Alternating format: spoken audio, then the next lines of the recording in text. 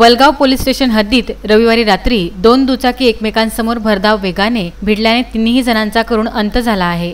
यात एका पोलीस कर्मचारीचाही समावेश आहे। चानू रेल्वे पोलीस स्टेशनमध्ये कार्यरत असलेले वाहतूक पोलीस कर्मचारी वय 53 वर्ष वसंत हुलसिंग जाधव हे रात्री आपली ड्युटी बजावून MH27 AU 5806 क्रमांकाच्या दुचाकीने अमरावतीकडे निघाले होते, तर MH27 BC 8162 ॲक्टिवा दुचाकीवर 35 वर्षीय गौतम नागोराव वानखडे आणि 52 वर्षीय राज प्रल्हाद गायकवाड हे अमरावतीवरून त्यांच्या पुसदा गावाला जात असताना शिराडा पुसदा रस्त्यावरील मंगेश अजमिरे यांच्या शेताजवळ दोन्ही वाहने एकमेकांसमोर भिडल्या। दोन्ही वाहनांचा वेग असल्याने दोन्ही वाहन चालकांचे संतुलन बिघडून जोरदार टक्कर झाली। या अपघाताची माहिती होताच वलगाव पोलीस तात्काळ घटनास्थळी दाखल होऊन तिन्ही जखमींना जिल्हा सामान्य रुग्णालयात उपचारार्थ दाखल करण्यात आले। मात्र तिघांनाही गंभीर मार लागल्याने तिघांचाही उपचारादरम्यान मृत्यू झाला। पोलीस कर्मचारी जाधव हे पोलीस दलात 1 ऑगस्ट 1989 ला रुजू झाले होते। ते मूळचे मोगरा येथील रहिवासी होते। ते त्यांच्या परिवारासह रिझर्व्ह लाईन पोलीस वसाहत मध्ये राहत होते।